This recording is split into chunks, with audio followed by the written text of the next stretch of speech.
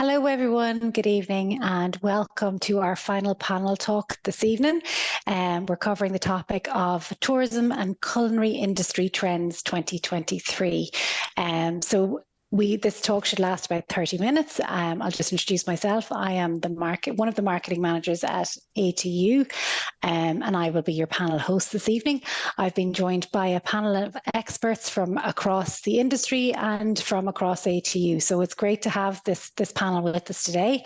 I will kick off by just introducing everybody. So firstly, I have Rosemary Dewhirst, who is a lecturer in hospitality and tourism in ATU Donegal. Hi, Rosemary, how are you?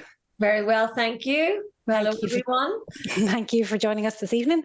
Then next up, we have Noone, who is the head of school in the Galway International Hotel School in ATU Galway, Mayo. Hello, Cáit, how are you? Hi, Cleo, I'm good, thank you. And hi, everybody, thanks for joining. Good stuff. And finally, we are joined by our industry expert, who is Michael Vaughen. He is of Vaughen Lodge Hotel in Lahinch, a very popular tourist destination. He's the former president of the Irish Hotels Federation, and he is also an alum of the Galway International Hotel School. So we're delighted to have Michael along today to give us that industry insight. And we're looking forward to chatting to you now, Michael. Thank you very much. It's a pleasure to be here, and hello to everybody. Good. And Michael says he's got a full dining room now this evening, so he really is sacrificing his evening to join us. So I'm getting a rest. Now we'll be having a lot of questions for you. So look, just a little bit of housekeeping before we start off. The talk is lasting about 30 minutes. We're here till 9 o'clock. There is a Q&A panel just underneath this window here. And if you have any questions for the panel, just drop them in there. We have a team watching the questions coming in. So if you have anything specific you want to ask, we won't be addressing it here with the panelists, but they will be able to talk back or reply back to you on text anyway. And this is being recorded, so it will be available to watch back after, in case you have to nip off and help with the dinners or anything like that, you know. So look, we'll just start by talking to Michael, because really the talk topic is tourism and culinary industry trends, and nobody better than yourself to give us a little update. You know, the tourism and hospitality industry, it's you know, it went through a tough time there. You know, we're back in recovery now, and you know, what have you seen recently around the kind of how the tourism sector has responded to these challenging times? Well, I think it's true to say that we have a very resilient industry, because a lot of people had us written off during COVID, and we bounced back. You saw during COVID how many people in hospitality adapted to the strange situation they were in, developed new product. A lot of new entrepreneurs in hospitality and tourism that have taken on ideas that just weren't there before. Outdoor dining spaces, you know, food trucks, home deliveries, people visiting people's houses to cook in their houses. There's a whole myriad of exciting things happening. And apart from that, the employers took on board that people really wanted to have a look at how their lives were lived, and to look at the flexibility in jobs. And a lot of employers now are looking at how they can suit people's lifestyle and how they can manage to provide lovely careers, decent careers with a strong career path, and at the same time balance that whole work-life routine. So a lot happening in the space. And I think COVID, you know, it's a strange thing to say, but I think COVID has been very good to our industry, for our industry, because we have now focused on the essence of what a career is in hospitality. Yeah, no, it's fantastic to hear that. Again, it's full of energy and, it has revitalized the industry, I suppose, in a way that people wouldn't have foreseen, back in those dark days. So what do you see, I suppose, in your view, like the biggest opportunities for tourism businesses in Ireland at the moment? Well, the big opportunity in tourism business is creating experiences that are authentic to the region that people are in. And they can be as simple things as guided walks, local cuisine, things that people like to do themselves. There's a whole host of, you saw it with Airbnb, and that has come on the market. And people are now going beyond that and they're trying to really create something that is unique. What's the essence of Ireland? How do we deliver it to people? And what does it mean to have a modern Ireland? And what is hosting and hospitality like in a modern Ireland? So that's something that's really happening. And I think we're seeing a huge explosion in boutique hotels, boutique restaurants, new modern fusion cuisine that is really testing the ability and the creativity of people on the ground. And I think you're seeing a renaissance really in terms of what we offer. Yeah, no, look, it's fantastic to hear. And I know, like, we're obviously working in the education side of things, and education has to respond to that as well. So I know Cáit and Rosemary will be able to kind of talk on that around how, getting the skills into the industry as well is a key challenge for us as well. So, and the thing I'd say, Cleo, the other thing is in terms of things in the industry, there's a broad spectrum now. Hotels are employing brand managers and marketing now, which was never a case before. We're employing tech people to develop apps, to develop new technique. We're probably the biggest adapters of technology out there. Any hotel, my own included here, has a myriad of things. They're complex organizations to run, and they need tech, and they need the experience side. And we're outsourcing a lot of the mundane things like accounting and that, so that we can focus on the guest and giving them a really good experience.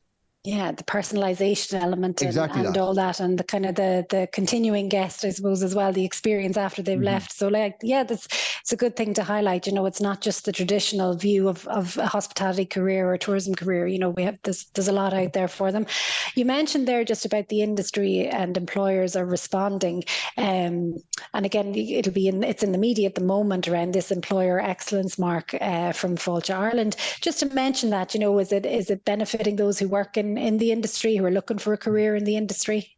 Yeah, we've had a grouping that in the background have been trying to make changes, structural changes to the industry for quite a while. And one of the things we've said is that we need to focus on career. The focus has always been on the guest. The focus is coming right around the other way now. And I'd honestly say as an operator that the focus is how can we attract young people into the business? How can we attract people from other lifestyles and from other occupations into our business who have life skills that we could do with? And how can we give them a career path? And the employer quality brand that's out there at the moment is something that's really welcomed. And there's an iteration of that. There's one being developed for smaller businesses as well. So if somebody is coming into the business, the big question to ask your employer is, is there a training program for me? What type of advancements can I get in my career? What would my job look like in 10 years' time? Would I have gained promotion? What kind of salary? What conditions? These are all very valid things. And if an employer is not answering these questions for you, you should really be questioning that employer. Yeah, no, definitely. I think we've just lost Michael's camera connection there, but these things happen. There is a storm brewing on the west coast, and that might explain. Sorry, I'm live again here, so technological blip. But these are things that must be asked, and indeed, lots of great employers out there. Make sure before you should be interviewing your employer. That's what I say to people coming to work now.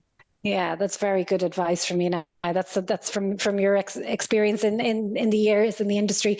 Just briefly, a final question for you, Michael, I suppose.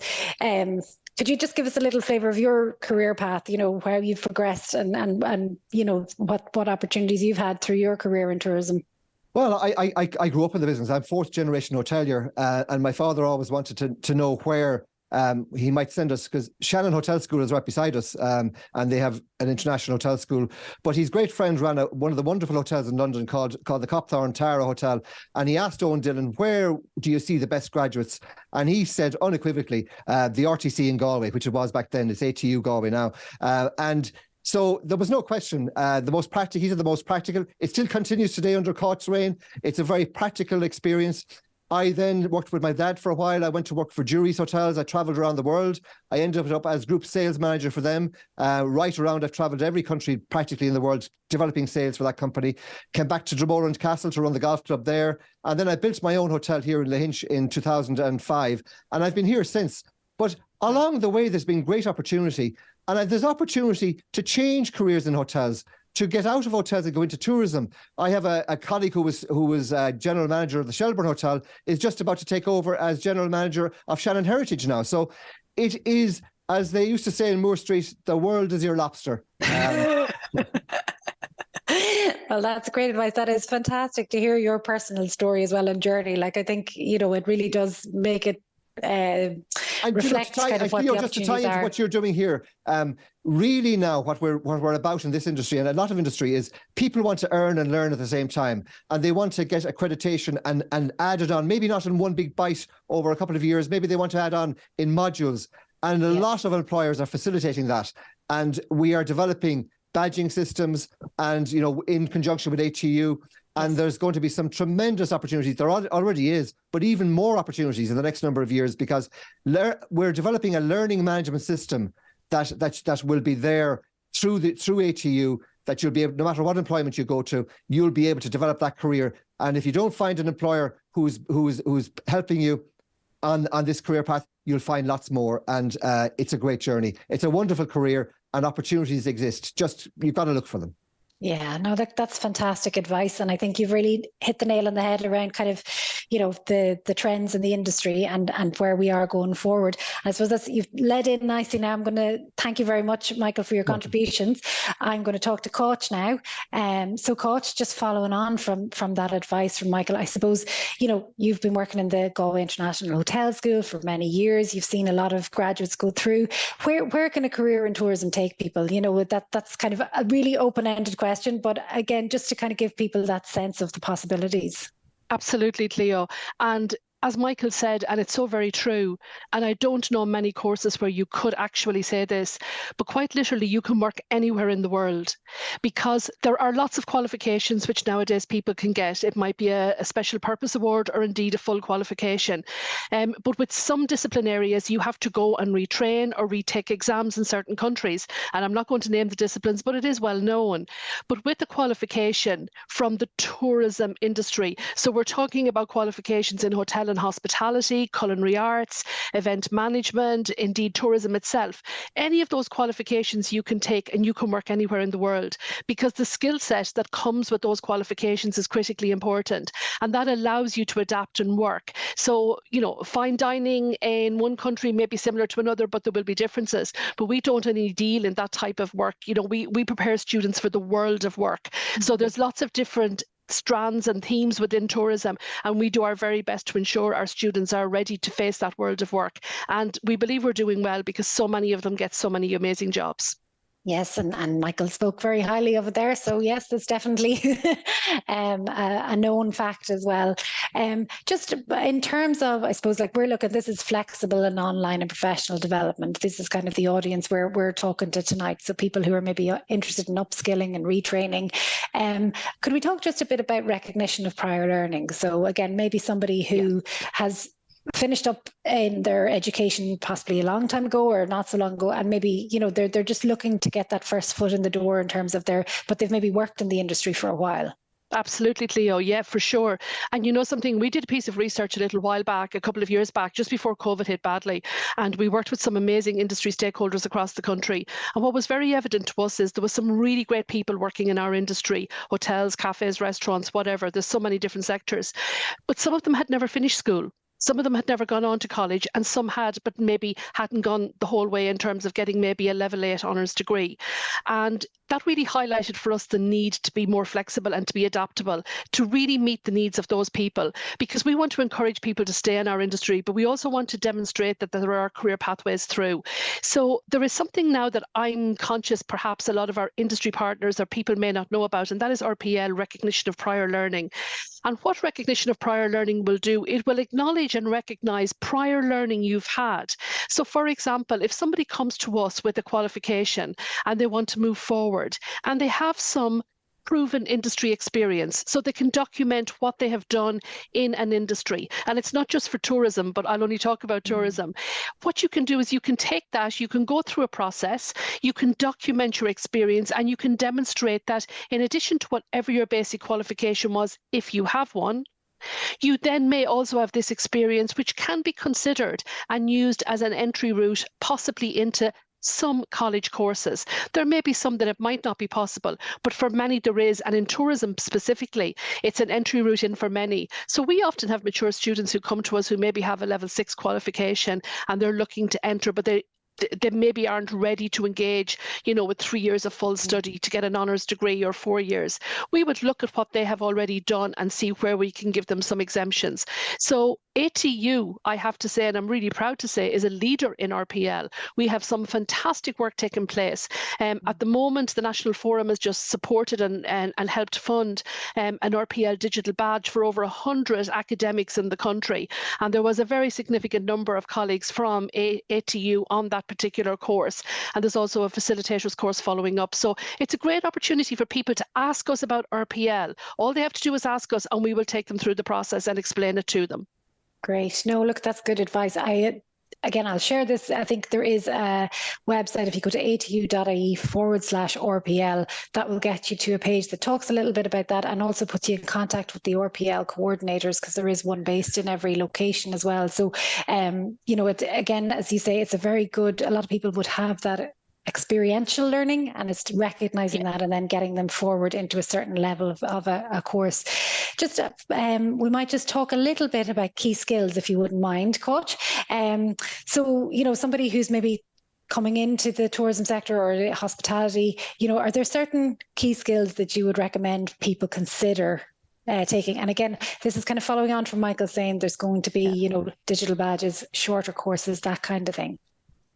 Absolutely, Cleo. And I'm smiling because I remember a hotel manager once telling me when I was starting out my career, common sense is not so common, but an element of common sense is really, really important. In a job like this, your customer service skills, your interpersonal skills are really important. If you're somebody who doesn't like people, this may not necessarily be the industry for you, because you will interact with people on a daily basis. Maybe it's your team members, maybe it's indeed the customers. So those interpersonal skills are really important in terms of that ability to work with people, to listen to people. So communication is not just about talking, it's also about listening. So that's really, really important.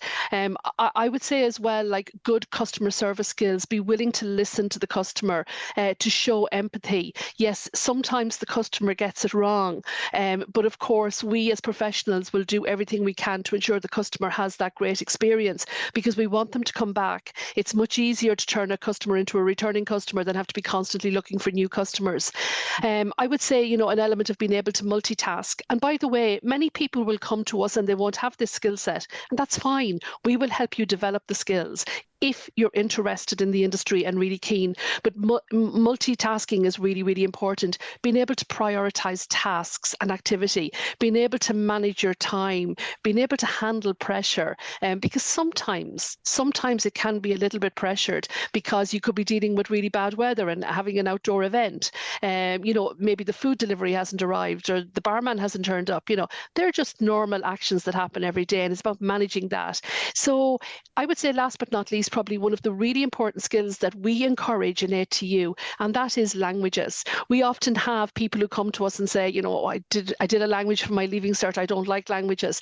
We allow students to start at the very beginning in Galway, so they can take basic French, German, Spanish, and we also have Gaeilge.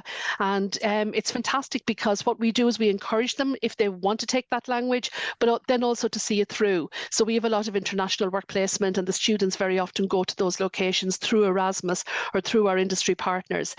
And a language skill is so great to have in our industry because nobody's expecting you to be fluent in the language. But just if you have a cúpla focal, it really makes a difference when you have that European visitor come see you. And of course, if you do have a cúpla focal, the American visitors are really happy to learn a few words as well, as Gaeilge. So it's really good and it's important as well. However, it's not mandatory, but we've seen a real increase in language uptake over the last few years. And that's down to my colleagues who do such great work in that area.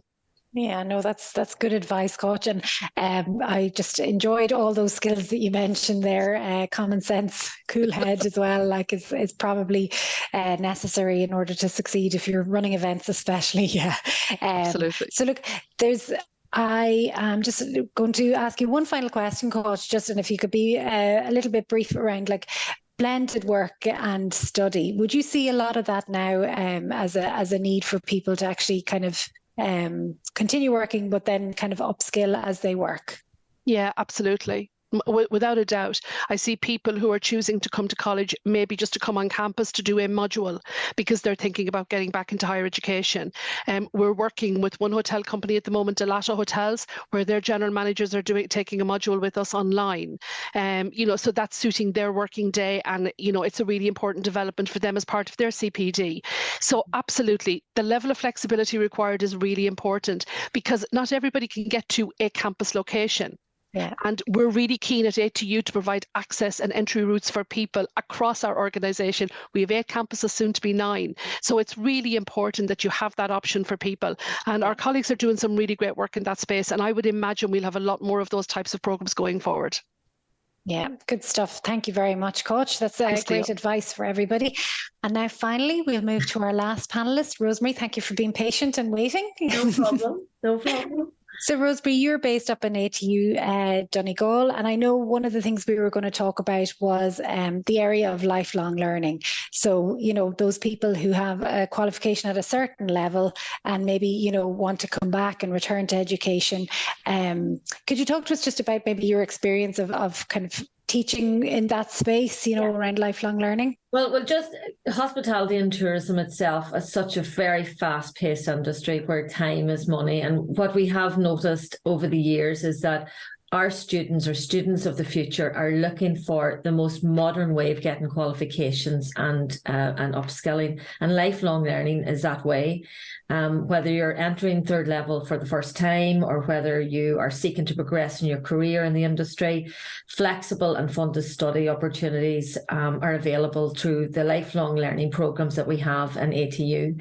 The key words, I suppose, from that we hear from our students and from our potential students and from you out there is work-life balance, funded if possible, part-time. Can I do this course anywhere where there's Wi-Fi? Can I do it in the staff canteen when I'm on my break? Is the assignments, is there any exams? All of these things we have catered for in the courses that we have designed. And I just think that lifelong learning is the way to go in hospitality and tourism. You could be anywhere in the world, and the courses that we've designed now in this space, it opens a lot of doors. And again, as my colleagues Michael and Cáit has said, the world is your lobster in regards to lifelong learning. I just think it's such a passionate industry. The people in it, and RPL is so important. They've been working for years in it. They may have not had any qualifications. That fear factor is there. But within ATU and within the design teams and the modules and the courses we've designed, we've made it a lot more easier. It's not the mundane exams and essays. It's more practical, applied application, contextualizing the theory and putting it into practice. So definitely. Yeah. And just, I know myself, I speak to a lot of graduates or current students, through our work of just getting student stories out there.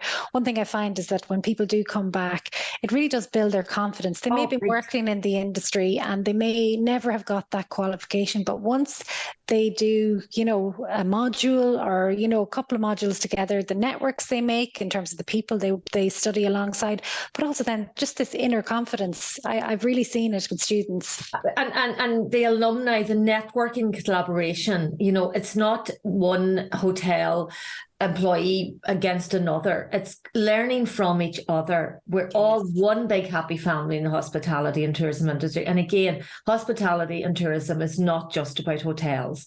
You know, we have graduates that are, I have one graduate rang me from the rugby pitch in South Africa saying, guess what? I did my degree with you 2 years ago and here I am. I'm events and floor manager for the rugby team in South Africa. And she's from a little place up in North Donegal, so as I said, I think it's just a great opportunity. And as she said, if I didn't give me the opportunity to do it and I got over that first semester, I can do anything now. And that's what we're trying to and that's in all our ATUs, between all our 9 campuses now.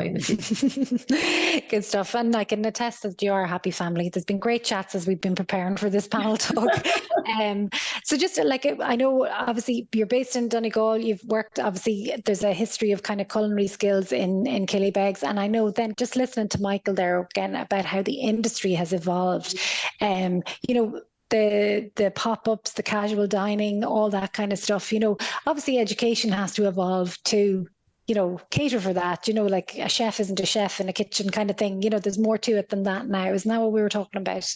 Absolutely. And here in Killybegs, it's been established since 1969. Now, of course, I wasn't there, believe it or not, but it is like the oldest campus dedicated to hospitality and tourism outside of Dublin.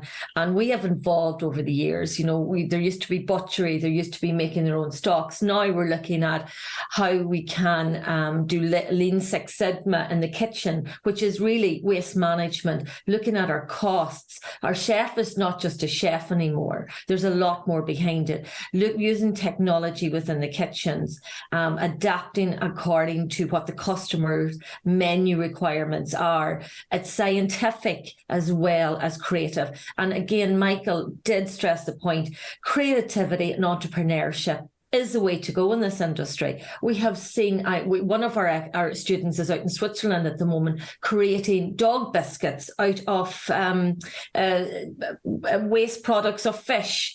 There's so much creativity out there, and I do think that we in ATU and in ATU Donegal, we've created some fabulous courses online that as part of lifelong learning, but are completely online, that show Lean Six Sigma, contemporary issues within the diets and everything else within industry, what they're looking for, revenue management in the kitchen, performance management in the kitchen. And one of the most important things, and I get my colleagues will agree with me in the hospitality industry, the whole area of well-being, emotional intelligence, dealing with yourself, dealing with those pressures, and dealing with people. So we have created courses along that line all the way. And that's fantastic to hear, that again, there's career opportunities out of all those things you talked about that are not the traditional view that maybe people would have of tourism and hospitality. So it's fabulous to hear those examples. I know of one course as well, we'll just touch on, there's a work-based learning degree in hospitality management. And again, I think the industry, just as we've talked there, is evolving into kind of, allowing people to kind of undertake their degree studies, but also use their place of work as a place of study as such. So could you talk to us a little bit about that? Yeah, this was designed with our colleagues in ATU. It's a 3-year degree. Again, a lot of our stakeholders, a lot of hospitality entrepreneurs, hoteliers, tourism providers was fed into this degree. It's micro-credentials. It's, it's semesterized, it's completely online. There is one face-to-face where all our students will get to know each other. It's from September to December, which is a semester. You get a micro-credential after that. You get a certificate. You can carry on then to the next semester, and you can build up your blocks over the year. So again, that fear factor is taken away. There is no exams. It's 100% continuous assessment. Again, the theory that you learn is backed up by our fabulous mentors out in industry that are showing the practical application of what they're learning. So I'm really excited about it. Industry's really excited about it. Again, we will have face-to-faces, which could be wherever the majority of the students might be. It could be in the Midlands, it could be down in Kerry, it could be in Lahinch, it could be up in Donegal. Sounds like a good bet. Yeah. Well, yeah, we will, you know, so again, it's more collaborative. Students will get engaged, and it's a way forward. We also have a work-based learning, higher diploma in food business and product innovation. Yes. That is great for anybody that's looking to be more creative with their food produce. And again, that's within the hospitality industry as well. Yeah. Have we run out of time? Yes. Nearly. There is just like one part of those is that there's a significant, I suppose, project, you know, like when people look at a course and there's a project and it's a work-based learning project. So that's the whole thing, that, you know, you do want people to actually be working and then having a scenario in their place of work that they can do a project on, and they're mentored and stuff through that. I think that's really good, you know, because again, you're working at the same time and you're building up this accredited portfolio of work. Exactly. And it might be as simple as how to deal with a customer complaint. You may have dealt with that in professional skills module, right? Or how to deal with an account that is in arrears, how to deal with that, how to create a menu, how to service a room properly. So all of those things we will be going through the application of it in the online, we'll be going through the theory online and the application. And again, it's written up in a very easy to do template in a project online. So nothing is too much. And again, can I emphasize as well, the support mechanisms with an ATU in regards to learning support for any of our students as well is very, very apparent in all of our campuses. Brilliant. Look, we have now run out of time, Rosemary.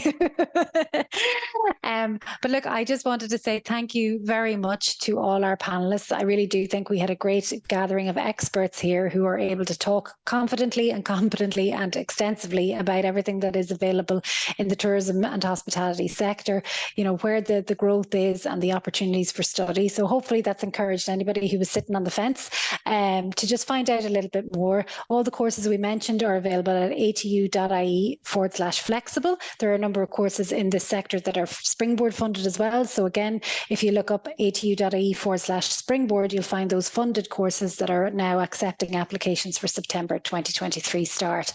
So my final words are just to thank the panelists. Thank you very much to Michael for leaving your dining room and coming to talk to us today. Really appreciate it. Coach, thank you very much for joining us from Galway. And Rosemary, thank you so much for joining us from Donegal as well. I hope you've got some useful information out of today's session. And if you have any questions, there's still people on the Q&A for the next few minutes. So please do send in your questions. And thank you very much, everybody. Have a lovely evening.